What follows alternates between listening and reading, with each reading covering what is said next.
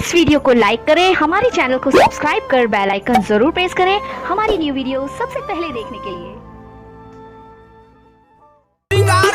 करे में दुनिया से आगे रही कुल मेहरारू चल गई सब खेत में हऊ रोपनी वाला।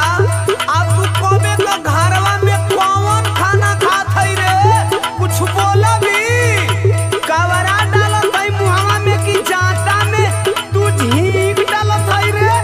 इतना टाइम में तो एगो बारात खाना खा लेले होई। तू तो खाली चिल्लात रहेला ना, काम की आगे कोई का दुख दर्द दिखाई देला तोके? सुन, तोरा दुख दर्द बा न तो बर्दाश्त वाली गोली खा ले। हमार बात सुन। सुनावा। हाली हाली खाना खा लो, पी लो जल्दी पानिया। हाली हाली खाना खा लो, पी लो जल्दी पानिया। चलो ए धनिया करे धान के रोपनिया। चलो ए धनिया।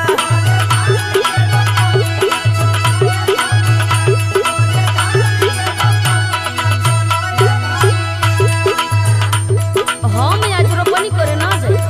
काहे ना जेबी रे? सुनो सुना। खेतावे में रही गइल नैहर के निशानिया। खेतावे में रही गइल नैहर के निशानिया। हेराई गइल गो धानी रोपे में पैजानिया। हेराई गइल गो।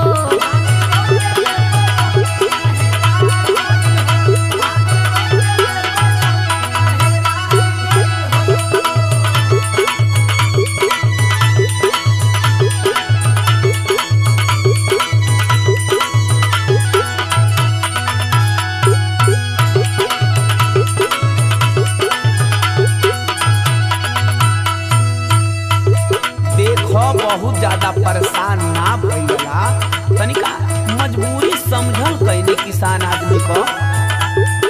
रोवा जानी धनी हमर छोछला तमाया। बीत गई रोपनी त कीन दे बनाया।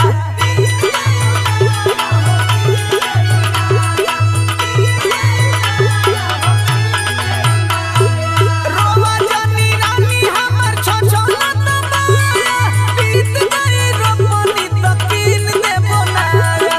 फूलल बा मोहनिया मुन्ना सेठ के दुकानिया।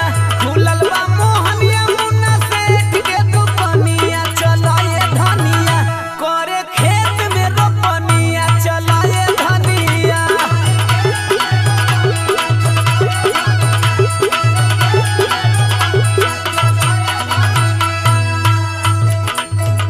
हमरा पायजनी जैसा ना, पायजनी तोहरा भगवा रामगढ़ मोहनिया नुआऊ दुर्गावती में ना मिली। काहे ना मिल रे? सुना। हाँ, तू पायजानी का कजरी सुनाओ। हमारा किस्मत में तो कजरिए सुने के न रह गइल